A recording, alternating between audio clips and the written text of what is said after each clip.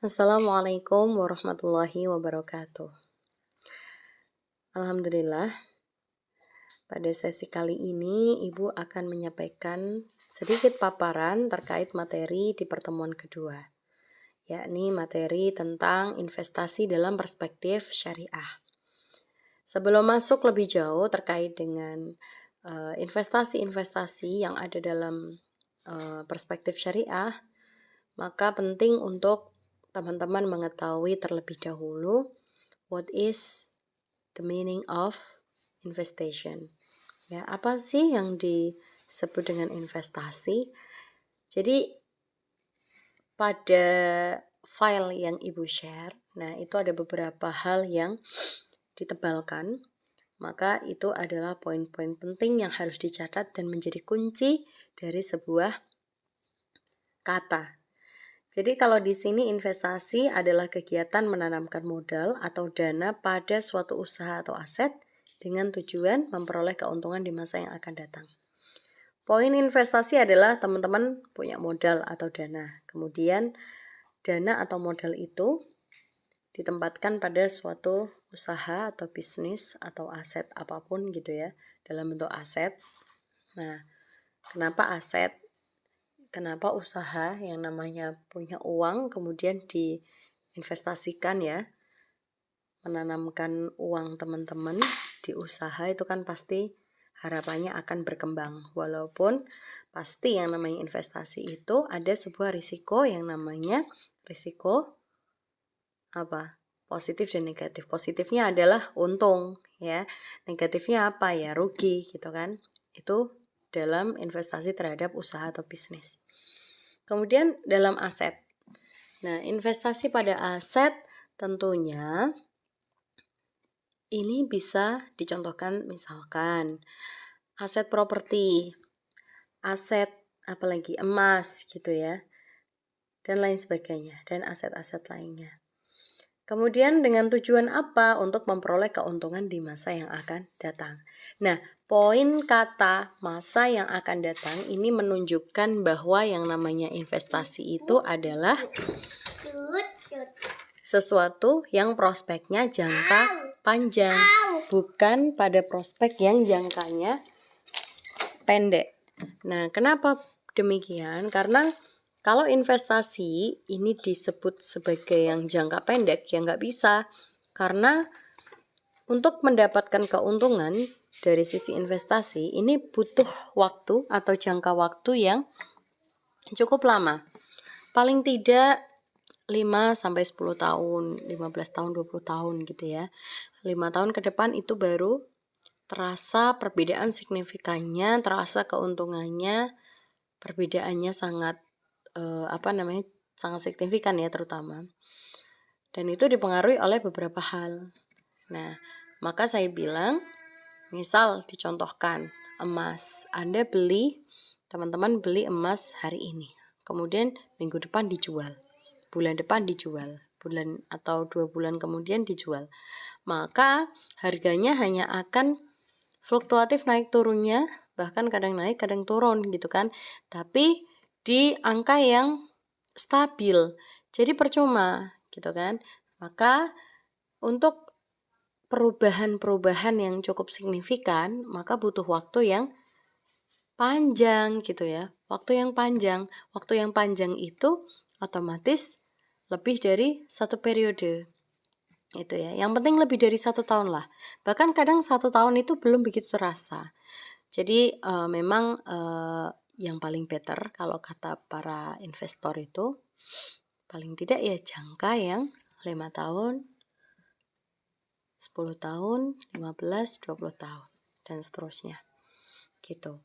Nah, lanjut terkait dengan Undang-Undang Penanaman Modal di Indonesia, investasi adalah segala bentuk kegiatan menanam modal baik oleh penanam modal dalam negeri maupun asing untuk menjalankan usaha di wilayah negara. Saya rasa ini tidak perlu ada penjelasan lebih lanjut ya, hanya sekedar informatif saja. Dalam perspektif syariah, investasi merupakan kegiatan mengembangkan harta secara halal dan produktif. Ini yang perlu digarisbawahi oleh teman-teman, yaitu halal dan produktif, sesuai dengan prinsip-prinsip Islam. Nah, seperti apa sih yang halal dan seperti apa sih yang produktif gitu kan? Nanti kita pelajari di contoh berikutnya. Adapun dasar investasi dalam Islam, nah Islam mendorong umatnya untuk mengembangkan harta secara produktif. Nah ini ya. Adapun dalil dalam Al-Quran, Quran Surat An-Nisa ayat 29, wahai orang-orang yang beriman, janganlah kamu saling memakan harta sesamamu dengan jalan yang batil. Ayat ini tentu menegaskan bahwa pengelolaan harta itu harus dilakukan secara halal dan juga adil. Jadi tidak boleh ada jalan yang batil, nggak boleh terjadi kebatilan, ya ketidakadilan. Ada orang-orang yang terzolimi, ada orang-orang yang merasa dirugikan, begitu. Nah, hukum investasi ini ada beberapa, ya, hukum investasi dalam Islam yang bisa tergantung karena kondisinya. Namun pada dasarnya hukum investasi adalah boleh atau mubah. Jadi teman-teman harus ingat asal muasal apa itu ya, kaidah ya, kaidah dalam bermuamalah ya. Jadi kalau teman-teman masih ingat bunyinya begini, al-aslu fil muamalatil ibahah illa ayyadulla dalilun ala tahrimiha. Jadi asal usul bermuamalah, hukum muamalah itu adalah mubah, boleh, selama tidak ada dalil yang mengharamkannya gitu. Nah, jadi begitu pula dengan investasi. Investasi itu hukumnya boleh, mubah, karena investasi termasuk dalam bagian transaksi dalam fikih muamalah. Namun dapat berubah tergantung kondisinya. Ya. Halal atau mubah jika sesuai dengan syariat. Menjadi haram jika mengandung riba, woror, atau maisir. Dan transaksi-transaksi lainnya yang memang mengandung hal-hal yang di luar prinsip Islam. Gitu. Kemudian menjadi makruh, dibenci sama Allah ya, jika mengandung ketidakjelasan yang ringan. Dan menjadi wajib jika bertujuan menjaga keberlangsungan ekonomi keluarga. Tuh. Nah, ada beberapa larangan dalam investasi syariah. Investasi tidak boleh mengandung riba, ya, yang dalam hal ini karena kita di Indonesia kita dikenal dengan istilah bunga, dan berdasarkan fatwa DSN MUI Syariah bahwa bunga ini termasuk dalam kategori riba. Jadi investasi yang tidak boleh mengandung riba atau bunga, woror, ketidakjelasan, ya, maisir, spekulasi atau judi, mengandung unsur-unsur spekulasi. Kemudian haram objeknya, usaha yang dilarang syariah, contohnya alkohol, judi, pornografi, dan mungkin beberapa lembaga-lembaga yang atau perusahaan-perusahaan yang ada unsur ribanya. Misalkan seperti lembaga keuangan yang non syariah gitu ya, lembaga keuangan konvensional seperti BRI, BCA, BNI, Mandiri, dan lain sebagainya yang bukan syariah, karena mereka menggunakan sistem bunga yang dimana tadi ingat bahwa bunga di sini dikategorikan sebagai riba. Selanjutnya adalah asas-asas hukum investasi. Beberapa asas penting dalam hukum investasi yaitu ada berapa ini? Ada 5 ya. Asas kepastian hukum. Investasi harus memiliki perlindungan dan kepastian hukum. Nah, kemudian asas keterbukaan, harus transparan kepada investor. Asas akuntabilitas dapat dipertanggungjawabkan. Asas keadilan, memberikan manfaat yang adil kepada semua pihak investor. Kemudian asas keberlanjutan, investasi ini harus mendukung pembangunan berkelanjutan. Nah, kelima asas ini kenapa harus dipenuhi? Karena kalau kelima asas ini tidak dipenuhi, maka takut akan terjadi sebuah ketidakjelasan, hal-hal yang dilarang dalam Islam tadi ya. ya, ketidakjelasan, nanti akan timbul spekulasi yang mengarah pada perbuatan judi, ada bunganya. Kemudian jika tidak transparan maka akan menyebabkan hal-hal yang mungkin melanggar syariat Islam. Sehingga asas-asas penting dalam hukum investasi ini harus terpenuhi. Kepastian hukumnya jelas, harus transparan, dapat dipertanggungjawabkan ya, akuntabel, kemudian memberikan manfaat ya, tentunya mendatangkan manfaat dan otomatis menjauhi segala bentuk kemadharatan, sehingga nanti akan ada investasi ini yang tentunya berkelanjutan gitu ya, untuk pembangunan, sehingga dampaknya pada ekonomi maju berkembang. Dampaknya kepada seluruh masyarakat harapannya. Nah, dalam perspektif syariahnya ada beberapa asas yang perlu yang ditambahkan ya, yang ditambahkan sebagai asas hukum investasi itu sendiri. Yang pertama ada tauhid, ada keadilan, al-adl, at-tauhid, al-maslahah, dan tidak boleh mengandung unsur kedzaliman gitu. Nah, adapun beberapa penjelasan terkait dengan tambahan asas tersebut. Yang pertama adalah asas tauhid. Tauhid menjadi prinsip dasar dalam Islam yang menegaskan bahwa segala aktivitas manusia, termasuk kegiatan ekonomi dan investasi ini, harus dilandasi keimanan kepada Allah. Maka segala bentuk apapun yang kita lakukan, termasuk salah satunya investasi ini, harus betul-betul dilandasi atas dasar keimanan kepada Allah gitu ya. Jadi harus tetap kita melibatkan Allah dalam setiap aktivitas yang kita lakukan. Nah, artinya kegiatan investasi ini tidak hanya bertujuan mencari keuntungan, tetapi juga harus mengikuti aturan syariatnya yang tidak melanggar hukum Islam dan dilakukan dengan niat ibadah. Nah, dalam asas tauhid, seorang investor menyadari bahwa harta adalah amanah dari Allah, sehingga harus digunakan secara halal, produktif, dan tentunya bertanggung jawab. Adapun contoh penerapannya, tidak berinvestasi pada bisnis haram, yang bisnis perjudian, riba, miras gitu ya. Kemudian mengelola usaha secara jujur dan juga amanah.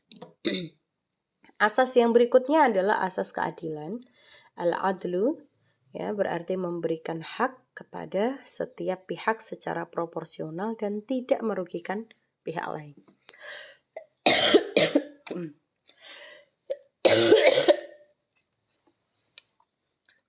Dalam investasi syariah, asas ini menuntut adanya pembagian keuntungan yang adil, transparansi dalam akad, tidak adanya eksploitasi. Adapun contohnya di sini, pada akad bagi hasil seperti mudharabah dan musyarakah, keuntungan dibagi sesuai dengan kesepakatan yang telah disepakati, sedangkan risiko juga ditanggung secara adil. Intinya, mau itu untung, mau itu rugi, laba maupun rugi gitu ya. Jadi harus dibagi sesuai dengan kesepakatan yang tentunya sudah disepakati oleh kedua belah pihak. Nah, asas ini mencegah praktik seperti adanya riba, adanya perbuatan monopoli gitu ya. Kemudian penipuan dalam investasi. Selanjutnya ada asas al-maslahah ya. Maslahah berarti kemanfaatan atau kebaikan ya, mendatangkan kebaikan bagi manusia. Dalam investasi syariah, kegiatan investasi harus memberikan manfaat bagi individu dan masyarakat luas. Bukan hanya keuntungan pribadi, tujuan dari asas maslahat ini adalah yang pertama meningkatkan kesejahteraan masyarakat. Kemudian membuka lapangan pekerjaan, mendukung pembangunan ekonomi yang sehat tentunya. Nah, untuk contoh penerapannya yaitu investasi pada usaha produktif sehingga dapat berkembang. Nah, investasi pada sektor real seperti pertanian, perdagangan, dan industri halal lainnya. Dengan asas ini, investasi tidak boleh merugikan masyarakat ataupun lingkungan. Jadi harus tetap memperhatikan lingkungan sekitar. Yang berikutnya adalah asas larangan perbuatan zolim ya, yang mengandung unsur kezoliman, di mana zolim ini berarti tindakan yang merugikan, menindas, atau mengambil hak orang lain secara tidak adil. Nah, sehingga dalam investasi syariah, semua bentuk kegiatan yang mengandung kezoliman itu dilarang. Nah, contoh bentuk kezoliman dalam investasi, itu tadi ya, lagi-lagi riba, yaitu terutama bunga-bunga yang memang memberatkan. Penipuan investasi, adanya manipulasi informasi, kemudian eksploitasi tenaga kerja, spekulasi yang berlebihan. Oleh karena itu, Islam menekankan lebih pada yang pertama kejujuran, kemudian keterbukaan, dan keadilan. Dengan prinsip ini tentunya investasi itu harus dilakukan secara etis dan bertanggung jawab. Sehingga beberapa poin penting yang di blok kuning di sini, keempat asas tersebut menjadi landasan moral dan hukum dalam investasi syariah. Tauhid, ini investasi harus berlandaskan keimanan kepada Allah. Keadilan, pembagian hak dan kewajiban harus betul-betul adil. Kemaslahatan, investasi harus memberikan manfaat bagi masyarakat. Dan larangan zolim tidak boleh merugikan atau menindas pihak lain. Dengan menerapkan asas-asas ini, tambahan-tambahan asas-asas ini ya, kegiatan investasi tidak hanya menghasilkan keuntungan ekonomi, tetapi juga mewujudkan keadilan dan kesejahteraan sosial sesuai prinsip Islam. Nah, sumber-sumber hukum investasi, yang pertama ada undang-undang, kemudian ada peraturan pemerintah, ada perpres, kemudian peraturan OJK, dan juga fatwa syariahnya. Coba kita kupas satu persatu ya.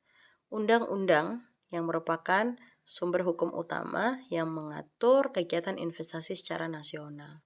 Ini ada pada Undang-Undang Nomor 25 Tahun 2007 tentang penanaman modal, mengatur ketentuan umum penanaman modal, hak dan kewajiban investor, fasilitas investasi, serta peran pemerintah dalam menciptakan iklim investasi.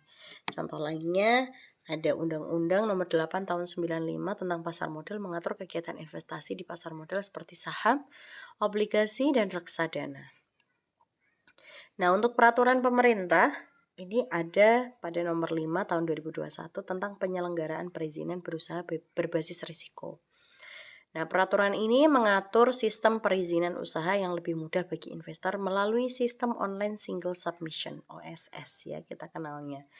Nah, kemudian ada peraturan presiden nomor 10 tahun 2021 tentang bidang usaha penanaman modal.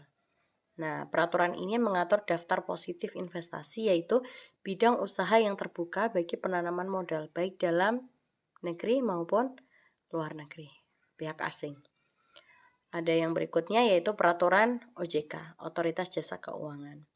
Nah, OJK di sini sebagai pengawas ya, pengawas sektor jasa keuangan termasuk investasi ada di dalamnya yang di pasar modal.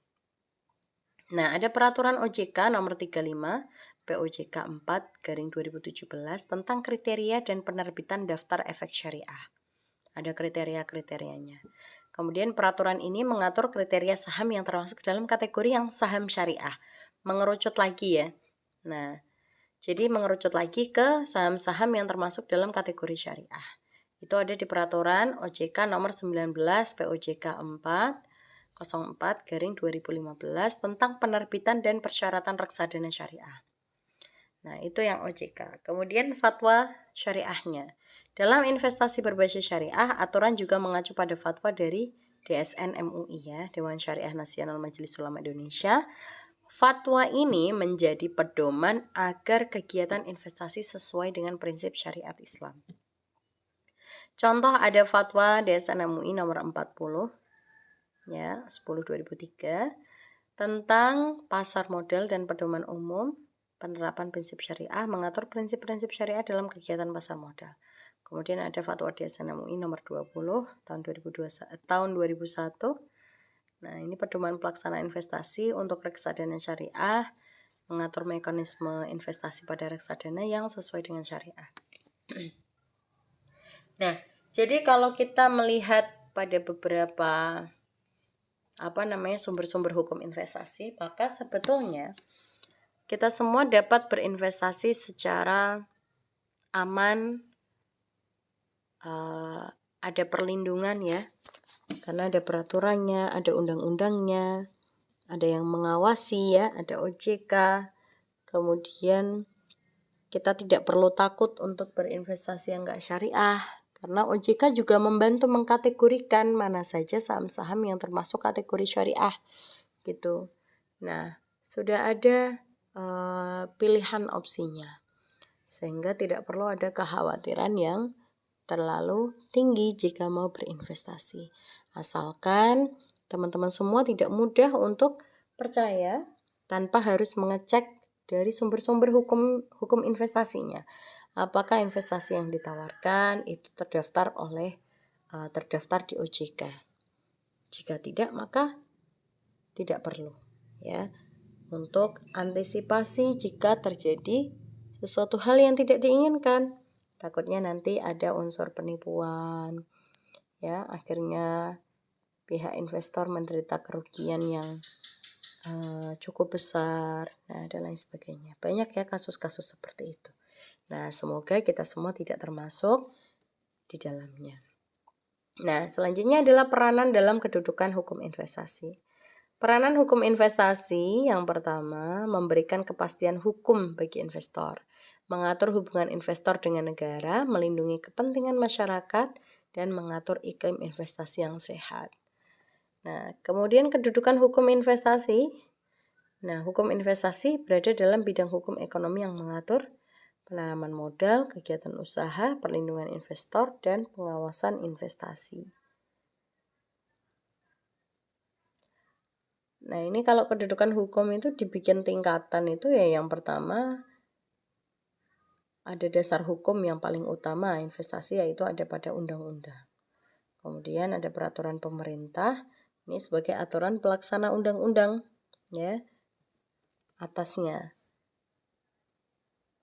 Pelaksanaan undang-undang kan di atasnya peraturan pemerintah ya. Kemudian perpresnya yaitu kebijakan strategis terkait dengan investasi.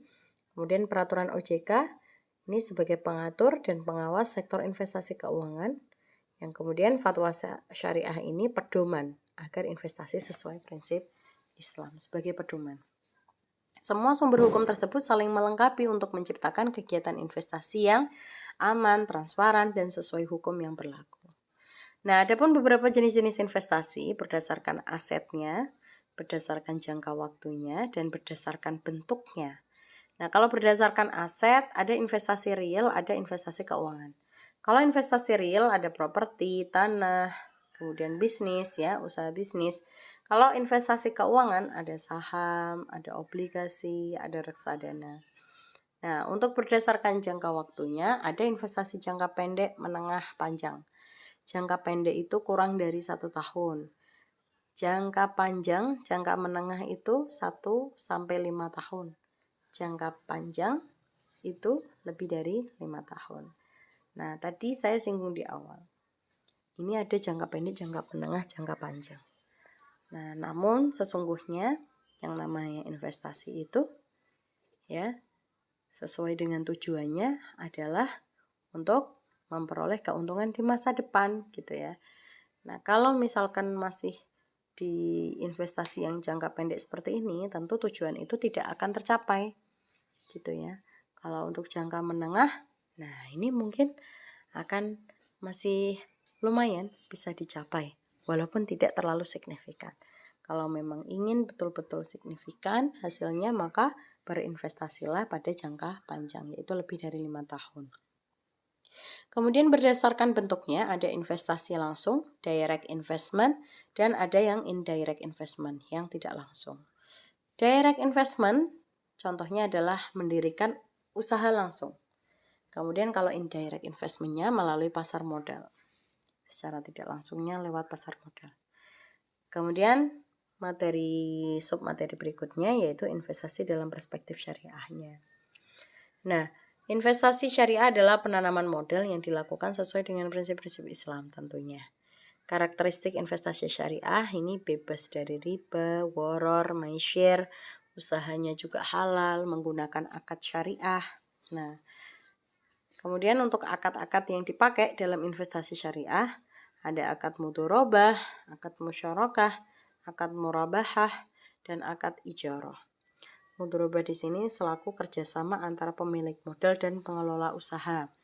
Kalau musyarakah, di sini ada kerjasama dua pihak atau lebih yang sama-sama menanam modal. Kemudian ada juga yang pakai akadnya murabahah, jual beli dengan margin keuntungan. Dan yang terakhir ada ijarah, yaitu sewa menyewa. Contoh investasi syariah, ini ada saham syariah, reksadana syariah, sukuk ya, obligasi syariah, emas, dan properti. Nah, kesimpulannya, investasi merupakan kegiatan penting dalam meningkatkan kesejahteraan ekonomi.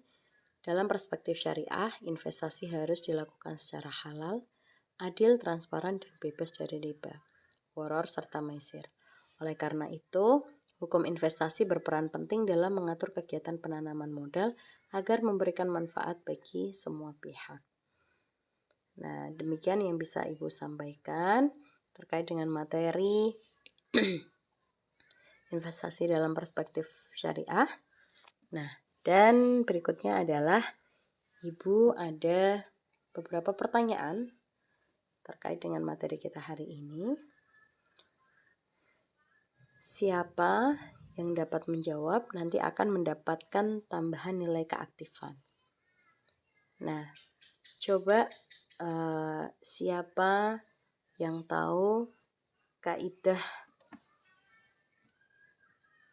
terkait dengan pada dasarnya hukum investasi itu adalah boleh atau mubah. Nah, bagaimana bunyi kaidahnya dalam Al-Lughatul Arabiyyah, dalam bahasa Arabnya dan terjemahannya. Gitu ya. Itu yang soal pertama. Kemudian yang soal kedua, coba kira-kira poin penting apa saja yang perlu teman-teman catat, yang perlu teman-teman ingat, yang perlu teman-teman pahami dari investasi syariah gitu ya. Apa kira-kira yang membedakan antara investasi yang tidak syariah dengan investasi yang syariah?